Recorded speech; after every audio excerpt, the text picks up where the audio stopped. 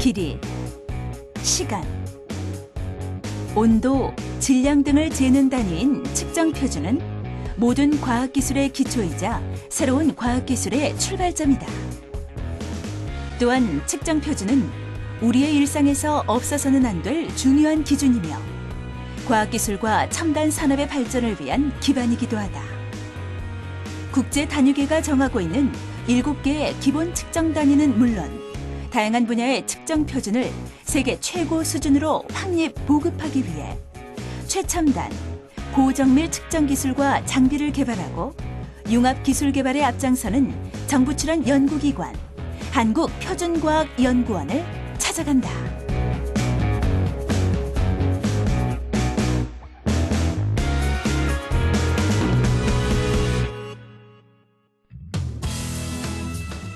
평소 잘 인지하지는 못하지만 우리는 표준에 둘러싸여 생활하고 있다.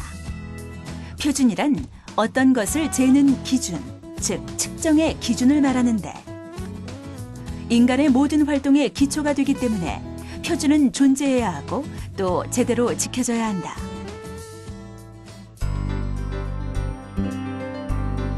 우리나라에는 이와 같은 표준을 개발하여 유지, 보급하고 또한 그 측정 기술을 각 연구기관이나 산업계에 전수하는 일을 하는 곳이 있다. 바로 한국표준과학연구원이다. 1975년 대덕연구단지 제1호 입주기관으로 문을 연 한국표준과학연구원은 현재 국가측정표준 대표기관으로 자리 잡았다. 설립 이래 국가과학기술 발전의 토대를 마련하고 중화학공업, 반도체, 조선, 항공, 자동차 등 우리나라 주력 산업 제품의 품질 향상에 중추적인 역할을 수행해온 한국표준과학연구원.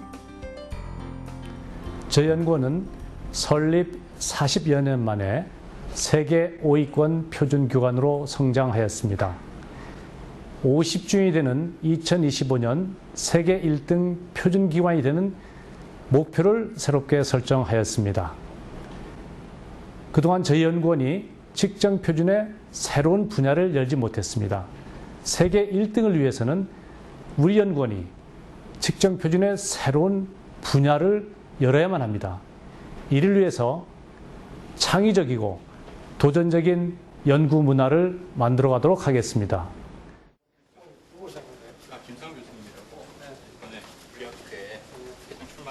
이곳은 가시광선, 적외선, 자외선 등 여러 가지 빛의 성질과 이를 측정하는 측정 기술 등을 연구 개발하는 광도센터다.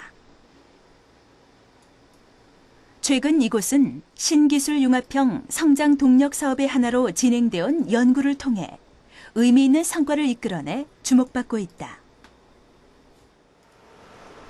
이근우 박사 연구팀이 21세기를 이끌 신소재로 각광받고 있는 비정질 금속의 생성 원리를 정전기 공중부양 장치를 이용해 밝혀낸 것이다.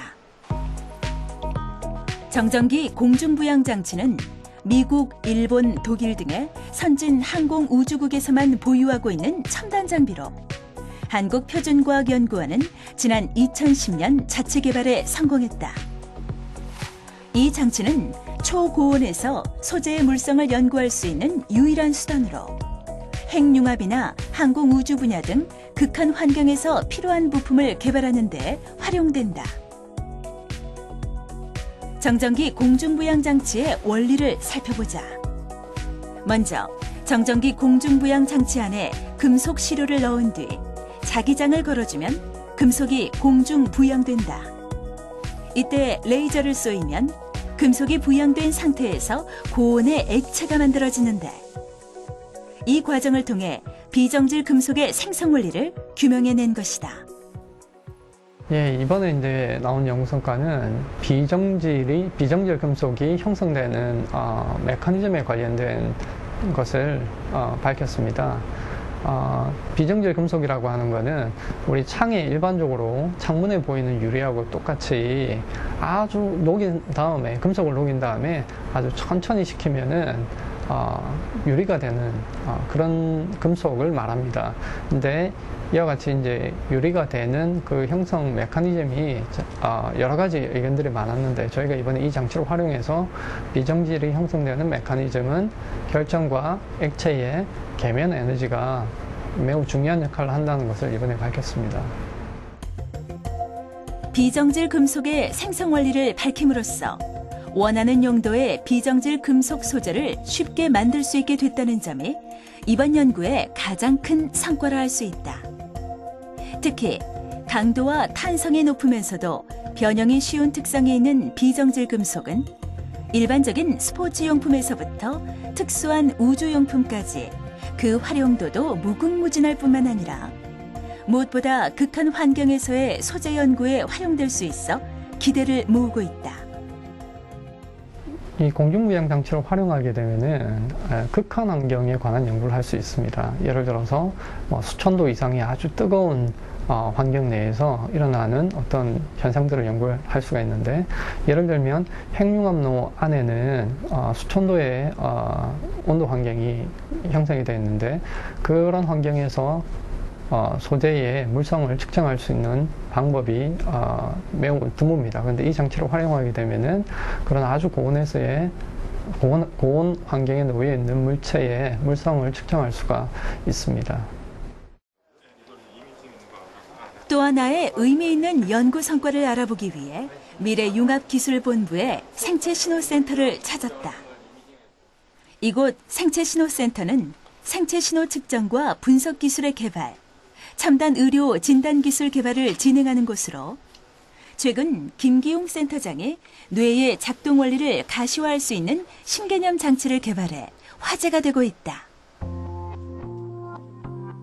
김기용 센터장이 개발한 뇌파 자기공명장치다. 뇌파 자기공명장치는 지구 자기장보다 낮은 마이크로 테슬라 대역에서의 자기공명 측정을 위해 모든 시스템은 이처럼 자기 차폐실 내부에 설치되어 있는데, 뇌의 해부학적인 영상이 아닌 뇌가 동작하는 기능, 즉 뇌기능 연결성을 영상화해준다는 점에서 기존의 기능적 자기공명장치와 차별화된다. 뇌기능 연결성은 뇌과학 분야에서 주목받고 있는 연구 주제다. 하지만 그동안 뇌의 해부학적 정보를 넘어 뇌 기능의 유기적인 연결성을 밝히는 데에는 한계가 있었다. 바로 이런 점을 해결한 것이 뇌파 자기공명장치. 그렇다면 어떤 원리를 통해 뇌의 활동을 영상화할 수 있는 것일까? 뇌 속에서는 수분이 있고 수분에는 양성자가 있습니다. 양성자는 보통은 굉장히 높은 주파수의 외부 전파를 쏴서 공명을 시키고 그 공명된 영상을 얻는 것이 MRI인데요. 지금 이 뇌파 자기공명의 아이디어에서는 인간이 생각하면서 나오는 뇌파 자체가 발생시키는 자기장이 양성자를 직접 공명시켜서 결국은 뇌가 활동하는 부분만을 영상화하는 것이 가능한 것입니다. 대뇌 피질의 신경전류는 뇌파를 발생시키는 동시에 전류 주변에 진동하는 자기장을 발생시키는데, 마이크로 테슬라 수준의 외부 자기장이 뇌에 걸리면 뇌파가 발생한 부분의 양성자들이 공명에 기울어지고, 이 기울어진 양성자들을 자기 공명 영상 방법에 의해 영상화할 수 있다. 이때 같은 주파수의 뇌파가 발생된 부분들이 바로 영상화되기 때문에 뇌기능 연결성을 직접 보여줄 수 있는 것이다. 이처럼 보이지 않는 뇌의 작동 원리를 규명할 수 있게 된 뇌파 자기공명장치의 개발은 김기용 센터장의 역발상으로부터 시작됐다.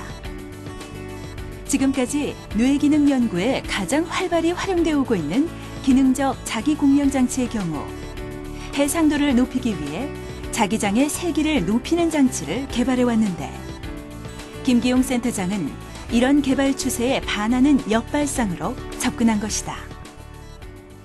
MRI의 해상도가 외부 자기장을 높임에 의해서 외부 자기장이 제곱에 비례해서 증가하는 그런 특성이 있습니다. 그래서 세상의 모든 연구자들이 MRI의 해상도를 높이기 위해서 외부 자기장을 높여가는 쪽으로만 개발을 하고 있는데요. 우리는 20년 이상 작은 자기장을 측정할 수 있는 기술을 축적해 왔습니다. 그래서 미세 자기장 측정 능력을 활용해 보겠다고 생각을 했습니다. 자기장 측정 능력이 굉장히 민감하다고 하면은 굳이 외부 자기장을 높일 필요가 없지요. 그래서 역발상으로 낮은 자기장에서의 MRI를 만들어 보는 것을 생각해 보았습니다.